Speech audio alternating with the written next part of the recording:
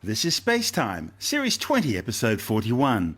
Coming up on SpaceTime, a mysterious new object suddenly discovered near one of the best ever studied black holes, a new look at the dinosaur-killing asteroid impact event, and the truth about unidentified flying objects. All that and more coming up on SpaceTime. Welcome to SpaceTime with Stuart Gary.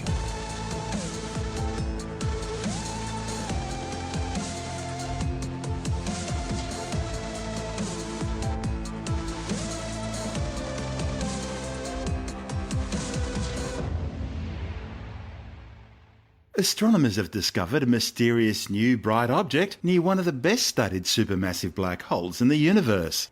A report in the Astrophysical Journal and on the pre-press physics website archive.org claims the newly discovered object appears to be either a very rare type of supernova, or more likely, an outburst from a second supermassive black hole closely orbiting near the primary central supermassive black hole in the Cygnus A galaxy. Cygnus A is an elliptical galaxy located some 730 million light-years away in the constellation Cygnus the Swan. The supermassive black hole at the heart of Cygnus A is 1 billion times more massive than the Sun. By comparison, Sagittarius A star, the supermassive black hole at the centre of our own Milky Way galaxy, is just 4.3 million times the mass of the Sun. Cygnus A is also known as a radio galaxy. In fact, it's one of the strongest radio sources in the sky. Radio galaxies contain AGNs, or active galactic nuclei, electromagnetic radiation being emitted by material falling into the galaxy's central black hole. Material falling into a black hole's gravity well forms an accretion disk around the black hole's event horizon, a sort of point of no return. The matter in the accretion disk releases vast amounts of energy before passing beyond the event horizon and falling into the black hole's singularity. Some of this released energy is channeled along magnetic field lines and shot into space perpendicular to the accretion disk as powerful jets of energy called quasars, which can be seen across the other side of the universe. More compact versions of these jets are called blazars, and if most of the emission is seen in radio frequencies, it's called a radio galaxy, like Cygnus A. But regardless of which label they're given, they're all AGNs, or active galactic nuclei. As for Cygnus A, it's been studied in great detail for many years, ever since its discovery back in 1939.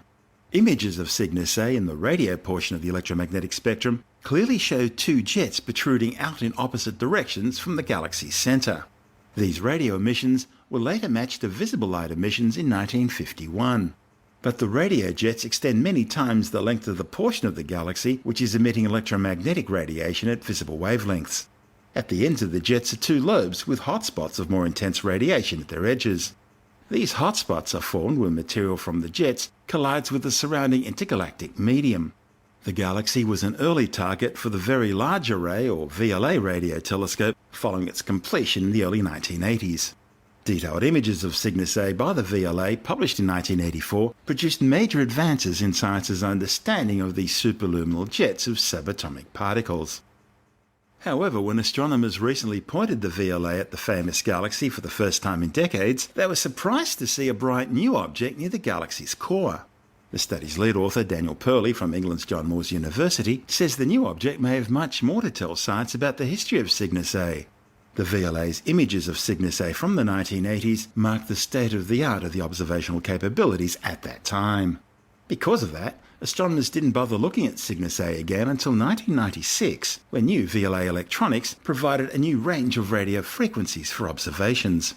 The newly discovered object wasn't present in any of the 1996 observations. However, another VLA upgrade completed in 2012 made it a much more powerful telescope, and so astronomers decided to have yet another look at Cygnus A using the observatory's new capabilities.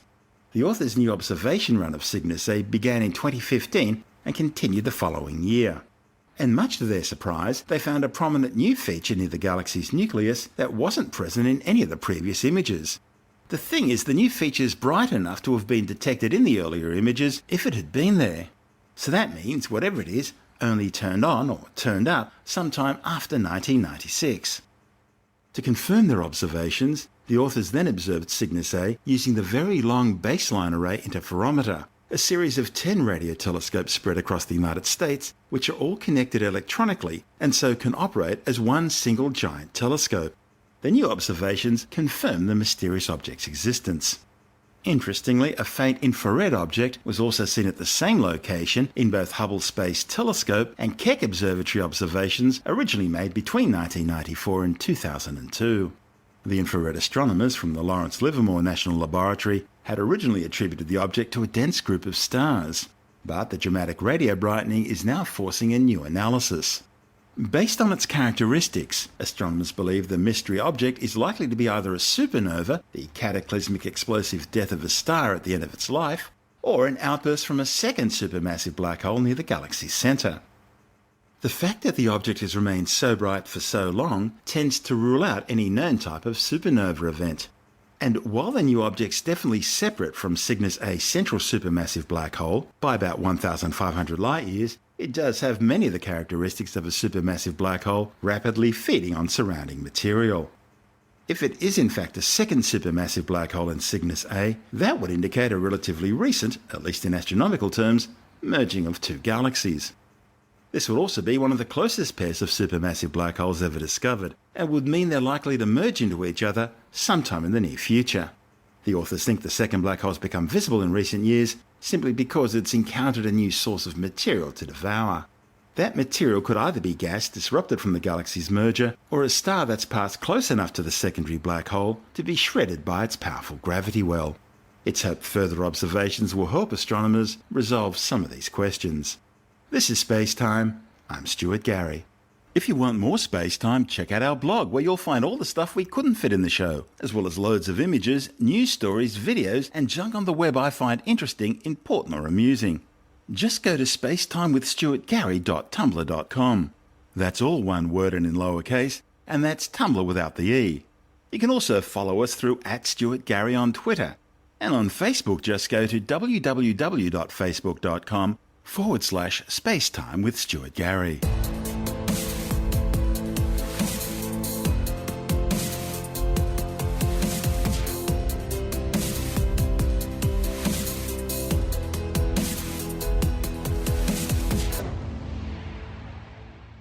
As most of our fans will know over the years on both SpaceTime and its predecessor StarStuff, we've reported several times on how the KT boundary event asteroid impact, which caused the extinction of all the dinosaurs other than birds and ultimately led to the rise of humans, may not have been quite so deadly 66 million years ago had it hit just about anywhere else on the planet.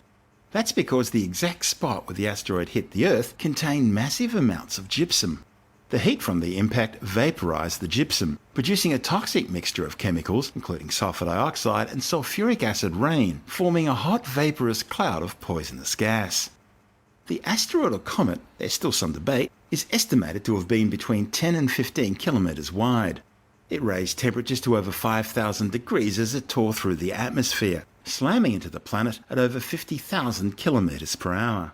Hitting at an angle of 30 degrees, the impact vaporized 1 trillion tons of Earth in a second, creating a 30 kilometre deep, 100 kilometre wide hole in the Earth's crust, which then collapsed, forming the 200 kilometre wide Chicxulub impact crater. The massive impact site covers a huge area of what is now Mexico's Yucatan Peninsula, as well as the adjacent waters in the Gulf of Mexico. Erosion through weathering and sedimentary deposits over the intervening 66 million years has managed to erase most of the crater. The impact is geologically known as the Cretaceous Tertiary, or KT, boundary event. That's because it marks the delineation between the Cretaceous period before the asteroid impact, when dinosaurs still ruled the world, and the Tertiary period which followed, and which led to the rise of mammals, and eventually humans. Any living thing within sight of the impact was killed instantly either by the heat of the impact itself or by the colossal blast wave, a shock wave generated by the impact. A tsunami several kilometres high was also produced, flooding what are now the Americas, Africa and Europe. Within minutes, the impact sent a searing hot vapour cloud of poisonous gas spreading over North America, setting the continent on fire and killing most life. Scientists believe that had the KT asteroid hit the Earth just about anywhere else, the dinosaurs would have survived, and humans would probably never have evolved. As we mentioned at the top of the story, that's because the exact spot where the asteroid hit contained massive amounts of gypsum. As the gypsum vaporized from the heat of impact, it produced a toxic mixture of chemicals, including sulfur dioxide and the greenhouse gas carbon dioxide. The sulfur compounds were especially toxic, forming little globules which persisted in the atmosphere for up to 100 years. The sulfur also mixed with seawater, which was also vaporized by the impact, to produce a powerful sulfuric acid rain which fell over the entire planet. At the same time, burning ejecta from the impact crater was thrown high into the upper atmosphere, raining back down as fire over the entire planet, starting global firestorms. The dust from the impact and the smoke from the firestorms combined to blanket the Earth, blocking out sunlight and heat, and creating an impact winter which lasted for years. So, in addition to the shockwave, the tsunami, the firestorms, and the nuclear winter-type global cooling, the Earth and all life on it also faced being choked by thick clouds of sulfur and carbon dioxide and burnt by showers of caustic acid. Of course, the impact didn't just affect the dinosaurs. It created a mass extinction event which killed some 70% of all life on Earth. A dark layer of debris from the impact, rich in the element iridium, a very rare mineral on Earth but common in asteroids, marks the exact point in the geologic history of the Earth 66 million years ago when the KT boundary event occurred. This KT boundary event line is still visible in rock strata over the entire planet, providing indisputable testament as to the global impact of the asteroid event. Now a new BBC documentary is going over those tumultuous world-changing events. It's looking at new drill core samples from 1.3 kilometres below the seabed, taken from near the actual asteroid impact central crater peak, some 30 kilometres off the Mexican coast. The new data provides a fascinating insight into the geology and chemistry behind one of the largest mass extinction events in the planet's history. To find out more, Andrew Dunkley is speaking with Dr. Fred Watson from the Australian Astronomical Observatory. Those core drilling results from the Gulf of Mexico, where they've been looking at the splash point of the asteroid impact to see what they can see. What have they seen, Fred? Really interesting stuff. As you said, the results are quite fascinating. It was last year, during the first half of last year, that this little drilling vessel, which has the charming name of Myrtle. Yeah, that's right. Why it's called Myrtle. Myrtle sat in the Gulf of Mexico for it's only about 6 weeks, I think, drilling into first of all, the sediment that underlies the seabed of the Gulf of Mexico, and then through that into the rock itself, the strata, which scientists believe will carry the memory of the impact 66 million years ago that we are pretty sure wiped out the dinosaurs. They actually drilled down to 1,300 meters beneath the floor of the Gulf of Mexico. So it was a significantly big hole in terms of its depth, of course, only something like 10 centimeters in diameter, something of that order, the core that came up. So the results we've seen before have more or less confirmed the modeling that was made of what this impact was like, in terms of the way it shocked the rocks and essentially absolutely shattered the Earth's crust at that point. But the new results have revealed that the impact took place probably in the worst possible spot on the Earth for the survival of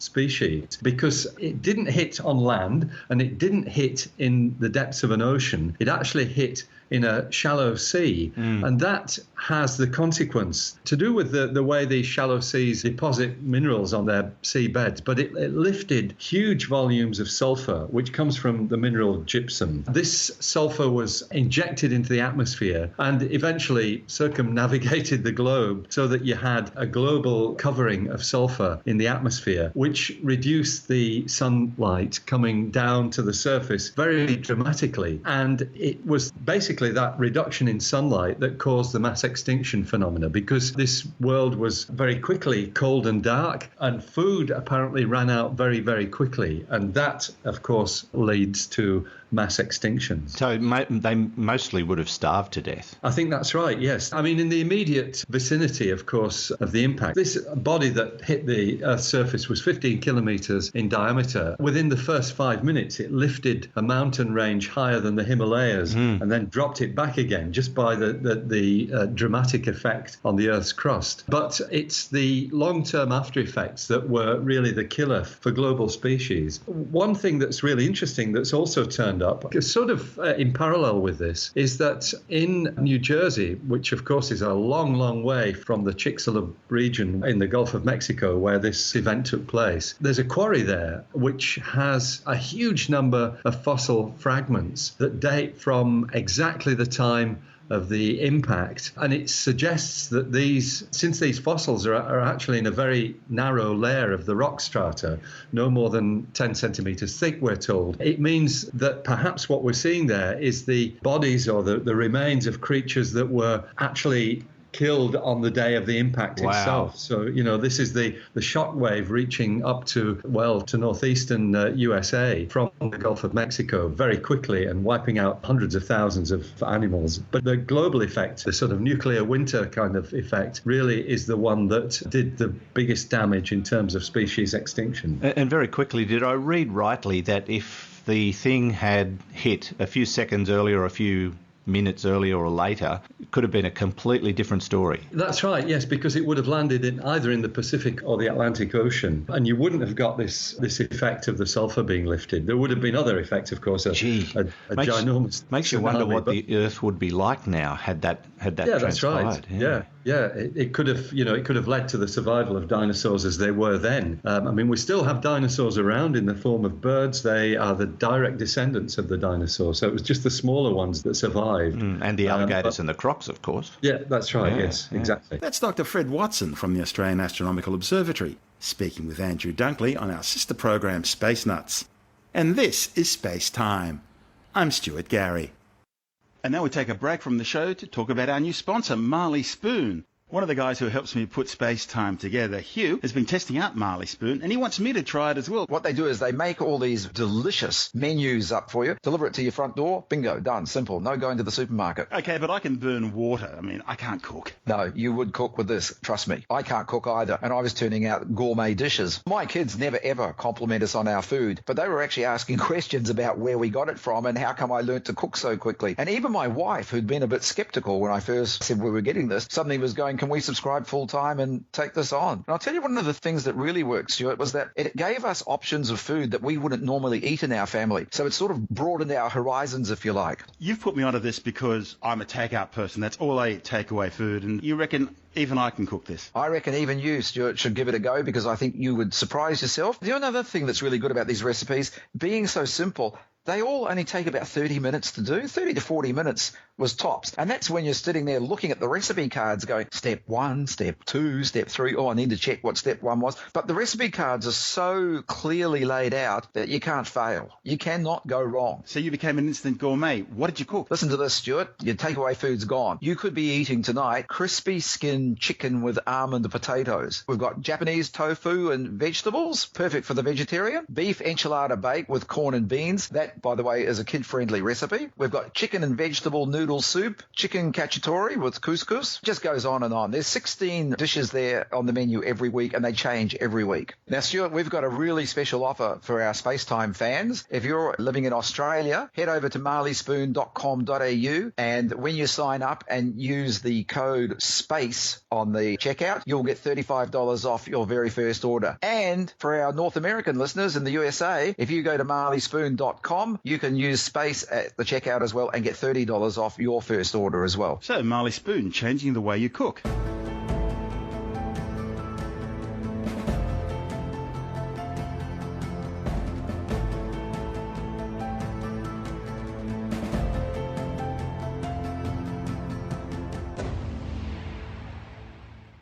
The idea of aliens visiting Earth with evil designs in their fiendish minds is one of the staples of modern science fiction. And certainly unidentified flying objects are real, but that doesn't necessarily mean they're alien spacecraft. While incidents such as the Battle of Los Angeles and Foo Fighters, that's the unexplained aircraft, not the band, can be put down to panic brought about by war, and possibly also fueled by horror movies and sci-fi novels, there are some strange events which just don't go away. And while not steeped in science, they have nevertheless captured the public imagination. The post-war UFO era probably began in June 1946, when pilot Kenneth Arnold reported seeing a string of 9 shiny unidentified flying objects flying near Mount Rainier in Washington state at speeds he estimated to be close to 2,000 kilometers per hour. Arnold's description of the objects led to the press quickly coining the name flying saucer, although he actually described them as being crescent-shaped and moving like saucers skipping across water. In the weeks that followed Arnold's sighting, hundreds of reports of similar sightings flooded in from the US and around the world. most of which, by coincidence, described saucer-shaped objects. The problem is, later Arnold's story began to change, and changed some more. By the end, he was claiming to have seen the now familiar flying saucers on at least 3 other occasions. The whole thing led to a very lucrative book deal for Arnold.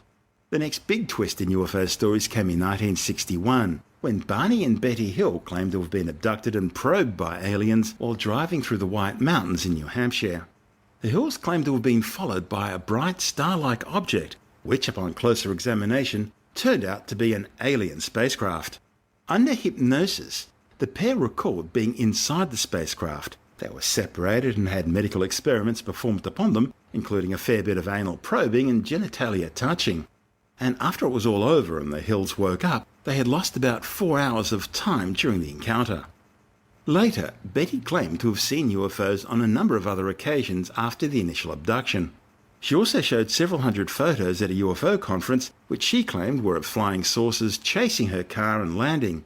However, they were all little more than blurry and blobby objects against a black background. Upon further investigation, the light seen by the Hills was later dismissed as the Cannon Mountain aircraft warning beacon, and the remainder of their experiences are attributed to stress, a lack of sleep, and false memories accidentally implanted during hypnosis. Still, the idea of alien abduction, often repeated over many years, missing time, and a great deal of anal probing have now become an important part of any good UFO encounter. Probably the best-known British UFO encounter is the Rendlesham Forest incident.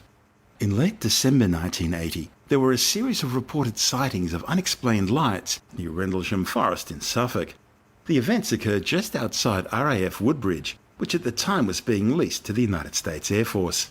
Over several nights, Air Force personnel, including the base commander, Lieutenant Colonel Charles Holt, claimed to have seen things they described as a UFO sighting. The sightings have since been explained as a misinterpretation of a series of nocturnal lights, a fireball which streaked across the sky, bright stars, and the Orford Ness Lighthouse.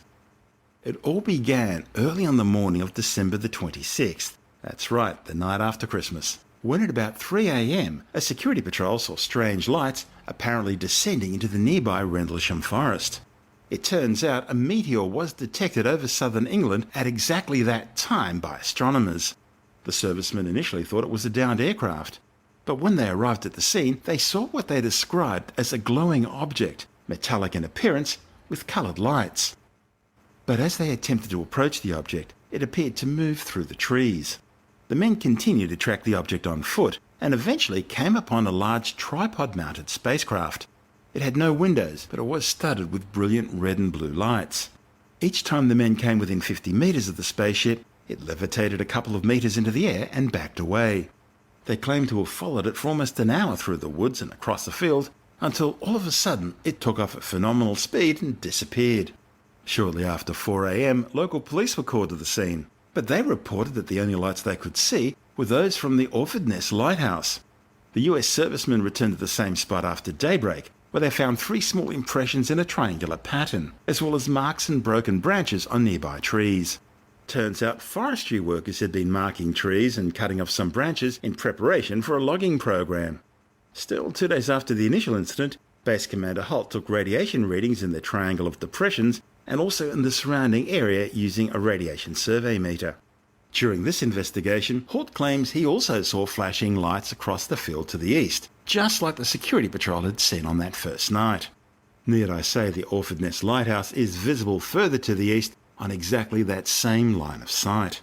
Later, according to Holt's memo, 3 star-like lights were seen in the sky, 2 to the north and 1 to the south, all at about 10 degrees above the horizon.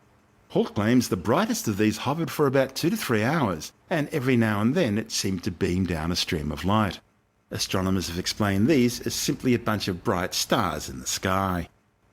But I guess when it comes to UFO stories, the big one has to be the Roswell incident. It was July 1947 when something crashed into the ground near the town of Roswell, New Mexico. There are dozens of different versions of the same story, some far more elaborate than others. It all apparently began with an unusually loud explosion heard during a severe thunderstorm on or about July the 6th, 1947. The next day, local farm foreman Mac Brazel discovered a huge 150-metre-long gouge across a paddock. There was also a debris field scattered across the ranch some 50 kilometres north of Roswell. Brazel is alleged to have claimed to have seen a large area of bright wreckage, including rubber strips, a tinfoil-like memory metal which could be crinkled up into a wad, and it would then miraculously unfold itself, returning to a flat, crease-free appearance.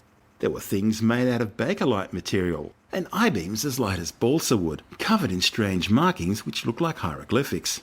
None of these materials could be cut or burnt. Brazel gathered up some of the debris and took it to the local Shavers County Sheriff George Wilcox. Wilcox then called Roswell Army Airfield Intelligence Officer Jesse Marcel. Marcel travelled out to the site and collected more of the wreckage.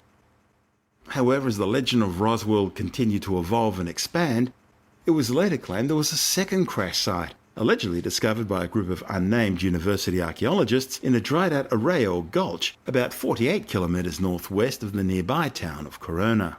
It seems the spacecraft which caused that gouge seen by Mac Brazel must have somehow continued to fly for a few more kilometres before finally crashing to the ground. Reports claim the crash site had been cordoned off by military police. It was crawling with military personnel. They were inspecting the wreckage of what appeared to be a boomerang or batwing-shaped spacecraft with a huge hole ripped in one side. Also reportedly found at the crash site were several small humanoid bodies, one of which apparently was still alive. These alien beings had thin, delicate bodies and limbs, with huge, oversized heads and almond-shaped eyes. They're what ufologists these days refer to as the Greys. The military supposedly conducted a line search, collecting every single scrap of debris, so as to remove any and all evidence. The wreckage and the aliens were then taken by a convoy of trucks to the Roswell Army Air Force Base. While in Roswell, a preliminary alien autopsy was apparently carried out on the bodies. It's also claimed the local Roswell undertaker was asked to supply a number of children-sized caskets, which could be hermetically sealed because of the intense stench coming from the dead alien bodies. The remains and the wreckage were later supposedly transferred by aircraft, eventually to Area 51 in Nevada. What is true is that on July the 8th, 1947, the Roswell Army Airfield's Public Information Officer Walter Haut issued a formal press release claiming that personnel from the airfield's 509th Operations Group had recovered a flying disc which had crashed on a ranch near Roswell. A few days later, the Air Force issued a correction, claiming what was found wasn't a crashed flying saucer after all, but a weather balloon and radar reflectors. After all, weather balloons, intergalactic flying saucers, they're easy to mix up. To underline the change in story, General Roger Ramey from the 8th Air Force at Fort Worth, Texas, held a special press conference where he had Jesse Marcel display the remains of a weather balloon for the gathered media. Conspiracy theorists claim this was a cover-up to hide the truth about the flying saucer crash at Roswell. UFO researchers, including nuclear physicist Stanton Freeman and writers William Moore and Charles Berlitz, have carried out extensive research into the events of Roswell in 1947. Hundreds of documents were obtained through Freedom of Information requests, and other documents were supposedly leaked, including information on a top-secret Majestic 12 committee, supposedly set up by President Harry S. Truman to deal specifically with the study and recovery of alien spacecraft, as well as the necessary cover-up of such operations using special agents known as the Men in Black. Over the years, there have been hundreds of books, articles, and television specials which have brought the Roswell incident significant notoriety. By the mid-1990s, opinion polls by CNN revealed that the majority of people in the United States truly believed that aliens had indeed visited the Earth, and that aliens had crashed at Roswell. To resolve the issue, the US Air Force released documents in 1994 claiming the Roswell incident was actually the crash of what at the time was a top-secret Project Mogul balloon train. Project Mogul was a military surveillance program deploying a string of high-altitude balloons, radar reflectors, and advanced electronics designed to listen in for Soviet nuclear weapons tests. Then a second Air Force report in 1997 claimed the so-called alien bodies discovered at Roswell were actually part of the 1950s Operation High Dive, which used modified crash test dummies in ejector seat trials to determine how well fighter pilots could survive being ejected from aircraft at supersonic speeds. Similarities have been drawn between the Roswell incident and another which occurred years later near Kecksburg in Pennsylvania. In 1965, a bright fireball crashed into the woods near Kecksburg after streaking across the skies of Ontario, Michigan and Ohio. Locals, including news reporters and firefighters, claimed seeing an object as big as a car and shaped like a giant acorn half buried at the crash site. United States Army personnel secured the area and ordered civilians out. They then removed the object on a flatbed truck.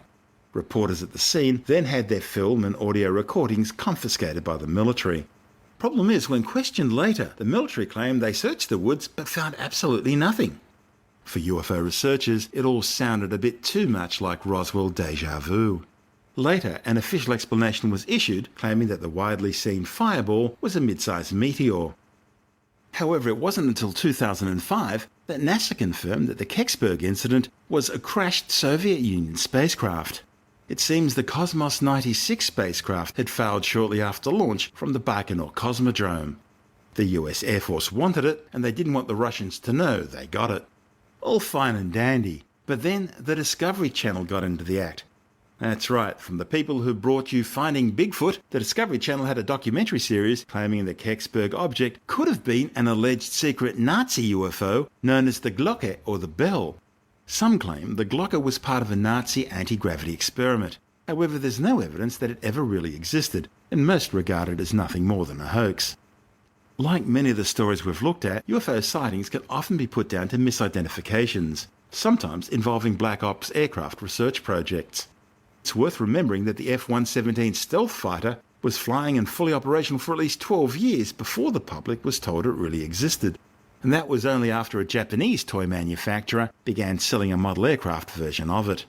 Australian Skeptics President Eran Segev thinks most UFOs are simply misidentifications. Well, UFOs, by definition, are unidentified, so there is a leap from that to identifying them as specifically coming from outer space, although it's just become common to say UFO as a synonym for an alien spacecraft. However, most of the time, that identification has no basis in fact. People are not very good at assessing distances, for example, so they see something, especially in the night sky, and with no reference point, with nothing to tell them how far something really is. Something can look like it's moving, or it can look like it's stationary in the sky. Especially in the night sky, it's difficult to tell. The speed at which something is moving is incredibly difficult to assess, but people are not aware of how difficult it is for people to assess. Even professionals find speed and distance difficult to assess in the sky, but yet lay people think that for some reason they can do it very easily. Again, at great distances, something that has a shape can look like it has no shape, like it's just a dot, or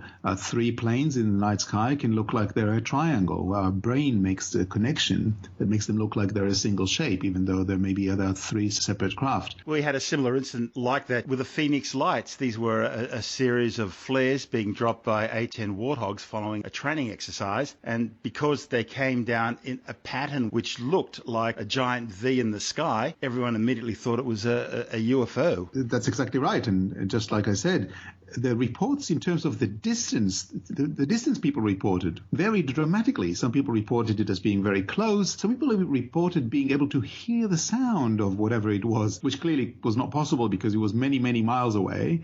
And it was not actually a shape that was making a sound, it was just flares. So that incident actually demonstrates these effects very clearly. You're talking to us from Sydney, and of course one of the biggest UFO sightings on a regular basis in Sydney are planes coming from the north landing at Kingsford Smith Airport. They fly over the city, and at night all you see is just a series of dots in the sky which gradually get bigger and bigger and closer until you realise they're aircraft with their landing lights on. It's very common, although I must say that the number one most common UFO sighting is always Venus. There's a funny story that skeptic Steve Roberts likes to tell, where he was told by someone that they saw a UFO. This was somebody who should know, somebody with some experience in looking at the night sky, and claimed that they saw a UFO.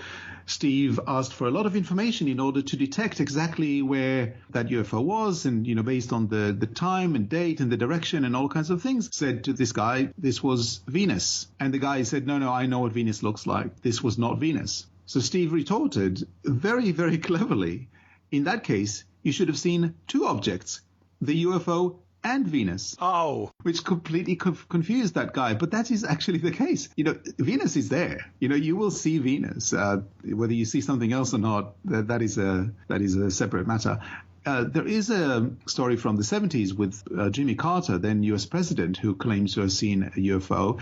His description matches very, very closely. It's almost certain that what he saw was Venus. I think it's important that we remind ourselves that most people who are reporting UFOs really are looking at something that they don't understand. It doesn't fit their frame reference. It doesn't look like an aircraft, and so they're confused, and they really believe they're seeing something totally out of this world. And I must admit, if I didn't know what a B-2 Spirit bomber looked like, that's the stealth bomber, and I saw one of those things head on, I'd think it was a flying saucer too. And the same could be said for the SR-71 Blackbird when it was being tested at Area 51 back in the 1960s, and also, of course, the F-117 stealth fighter, although it's not a fighter, it's an attack aircraft, but still we'll call it a fighter for the sake of this, the F-117 stealth fighter. Again, I can't imagine anything looking more alien than that. Well, the thing is, when talking about unidentified, it's important to remember that it's unidentified by the observer. It doesn't mean, first of all, that it's unidentifiable. Maybe somebody with some knowledge would be able to identify it. The leap from unidentified or even from unidentifiable to being identified as an alien spacecraft is quite a significant leap, and that it's not warranted by anything that we know about physics and about the universe and about time and space. That's the interesting point, isn't it? The physics involved in doing an interstellar or intergalactic trip, it's difficult. I mean, how do you travel faster than the speed of light? And in order to travel from one galaxy to another, or even from one part of our galaxy to where we are, that would still take light years, dozens, maybe even hundreds, if not thousands of light years to do a journey like that. Even if you could, you'd get sort of bored with it by then, wouldn't you? Well, I think that's anthropomorphizing a bit, or whatever aliens there may be machines. That's the concept like that. The concept of alien life out there is not something that I consider to be in the realm of the impossible. However, coming to Earth is a completely different thing. Obviously, there's no evidence that alien life out there exists. However, I tend to believe that the statistics, the probability alone suggests that there's probably life out there somewhere. However, it may not be at all like ours, and maybe they live for a lot longer. Maybe they live forever. Maybe they're machines rather than biology. The Borg. So I'd rather not go in that direction. However, whichever direction you follow, you will still be faced with the fact that it's a very, very long trip. One of the big issues is there's never been any evidence. This came up when we were looking at data on the Roswell UFO crash. When they can give me a piece of evidence that can be put in the Smithsonian Institute, then I'll start believing. First of all, we know there's no physical evidence. Every time that something comes up, it turns out to be completely normal, something that the observer or whoever found the evidence simply didn't understand. Some time ago, there was somebody who showed some rocks that were supposedly some alien material. Turned out to be some silicates that just looked a little bit weird to that person. On YouTube, you can find dozens and dozens of videos of supposedly alien artifacts that are completely normal stuff that are simply unexplainable by the person observing, but not by science. There's another thing that I think is really important to note. That is, we don't even have a good photograph. Now, we all walk around with high quality cameras in our pockets nowadays. You would expect that by now we'd have some good quality photographs, yet we don't. We don't have a single compelling photo. What we have are all kinds of things that are mostly blurry or sometimes clearly edited, things that are difficult to judge exactly, with distances, sometimes reflections, shots through a window where what you're seeing is actually a reflection from inside a house. You're not seeing anything that's really compelling. You would expect that by now we'd have something. Do Australian skeptics deal with a lot of UFO claims? We used to do a lot more. It's really quieted over the last decade or so. I think one of the things that have happened was all the research around false memories that has shown that a lot of the abduction phenomena are quite natural. The claims for abduction. In the 80s and 90s and even into the 2000s, there were a lot of claims of alien abduction, but it was exposed very clearly as something that is false. First of all, there was the whole issue of false memories, where people who claim to be abductees turned out to be all treated by the same small number of psychologists or psychiatrists who used mostly hypnosis in order to retrieve those memories. Then when research came up that showed how easy it is for such treatments to instill false memories in the minds of people, and it was some recordings were actually made where it was shown that the therapist was unintentionally, I should point out, instilling false memories into the minds of the people being treated. I think that was a major blow for the whole abduction culture. There was also other things. A lot of the abduction stories, people claimed that they were in bed, they woke up, there was a presence in the room, they felt like somebody was actually pinning them to the bed. And we now know that there's a very, very common phenomenon called hypnagogia, sleep paralysis, where people they're like in between, they're asleep and they wake up a little bit, but they're not completely awake. And it turns out this is quite a normal phenomenon, exists in a significant proportion of the population. Something like 10% will experience hypnagogia at some point in their lives, not necessarily regularly. And it's really quite scary because you are actually paralyzed, and that's exactly how you feel. You feel there's a presence in the room, you feel like somebody is sitting on your chest, there's a weight on your chest, and obviously it's dark and you're a little bit confused because you just woke up and you're not completely awake. So these things have become more well known, so it's easier to rebut a lot of the claims. So UFO people have kind of moved into the shadows a little bit, although the UFO claims still exist as part of the general tendency to claim conspiracy by the government, which is why a lot of UFO conspiracy theorists claim that the government is hiding physical findings, physical contact with alien species. We have just too much evidence that it's unlikely and that a lot of the observations are tainted. The problem is people don't let go, and that's when what they tend to do is they tend to have all kinds of ways of arguing. They look for anomalies, so there's all kinds of events, so that happen, but how do you explain this about the lights or that about the lights? And they basically try to show you as wrong, but not necessarily prove themselves right. And that it's something called gish galloping, which is basically the ability in a debate to throw lots and lots of supposed facts at the person you're debating. It's a scattergun approach and just hope some of it sticks. Another thing that people do is engage in something called special pleading, where they explain why the rules of evidence generally do not apply to them. And we're not talking about the legal rules of evidence, we're talking about the scientific rules of evidence. So they would explain, for example, how, of course you can't see them because they're very good at hiding. Those materials, you can't detect the materials from the aircraft. Those life forms are very good at hiding their presence. They just make stories up that would explain why there is no evidence. But that's called special pleading. Things are generally expected to be tested. Any theory, any hypothesis that you present in science, you need to be able to test. Isn't special pleading being used now by practitioners of homeopathy in Australia? Special pleading is a very powerful tool. It basically allows you to explain away all doubts. Now, what's happening specifically with homeopathy, I presume you're referring to the National Health and Medical Research Council report on homeopathy. Yes, 2 years ago it found that homeopathy was a load of bunkum. Yeah, I think that's a good way of summarizing it. So basically flavoured water, and not even flavours. Flavoured water without flavour. It was a review of the evidence from homeopathy. It was very thorough. It looked at 1,800 papers initially, although that whittled down to 225 that made the inclusion criteria. They basically did not want to include any papers that were not a high enough quality of those. The draft for comment was published in April 2014 and met with a lot of outcry and many comments from the proponents of homeopathy. And of course, a lot of these comments were special pleading of the type that we are referring to. They explained how homeopathy cannot be tested according to the rules of science. There was a lot of claiming, for example, of things like individualized medicine, whereas individualized medicine can still be tested using normal statistical tools of science. But of course, that would inconvenience homeopaths quite dramatically if we were to do these studies. So they don't. The final paper was published in March 2015, and if I may quote the conclusion, the review found no good quality, well-designed studies with enough participants to support the idea that homeopathy works better than placebo or causes health improvements equal to those of another treatment. But the thing is, we're still paying for a lot of that through our private health insurance and things like that. Some private health insurers, actually most, I'll get to that in a moment, most private health insurers will actually reimburse people for some alternative treatments, like chiropractic is very commonly supported, homeopathy less so, and other treatments are generally supported by those private health funds.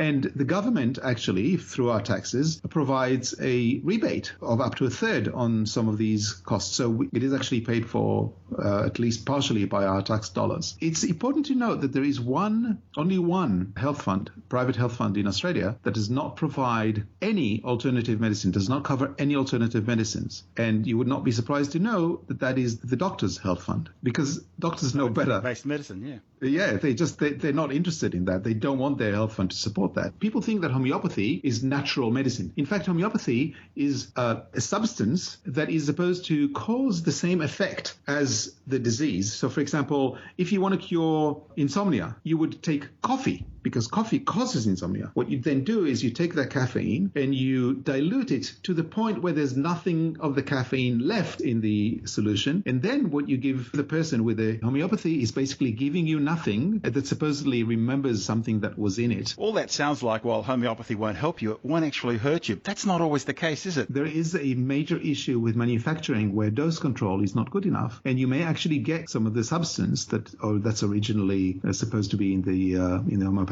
medication and supposed to have been diluted out of existence. So that is the first problem. The second problem is that very often people might take homeopathy instead of seeking proper treatment. And I would say that is by and large the bigger problem. But definitely people have been poisoned by homeopathic medications because there was something left in them. With that second issue, you've got the problem of people are given a bad diagnosis, but rather than be given medical treatment immediately, they'll do homeopathy first. That won't work, so they've lost a year's worth of treatment or more, and often in that case, it can be too late. There's many cases, including cases in my own family, of people who have lost their lives unnecessarily because they chose alternative medicine because of the hope that it provides, because it promises to have less side effects and be less arduous on the body. However, they've lost the battle because of it. That's Aran Segev, president of Australian Skeptics.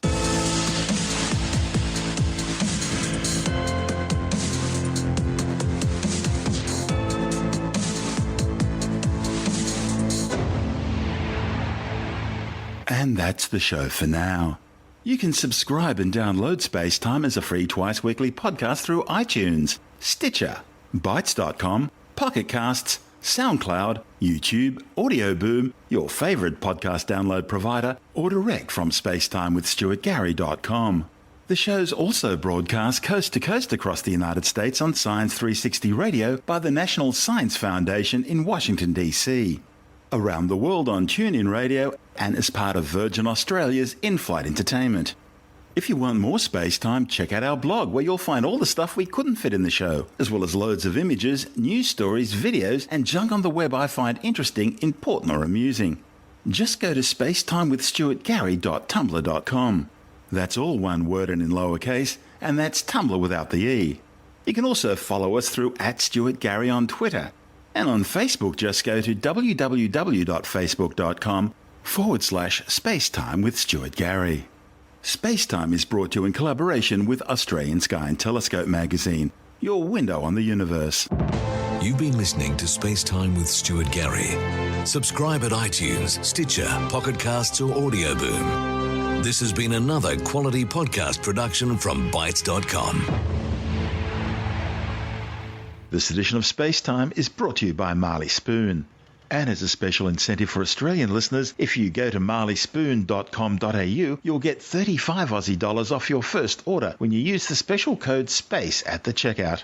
And for American listeners, go to marleyspoon.com and get $30 off your first order when you use the code SPACE at the checkout. Marley Spoon, changing the way you cook.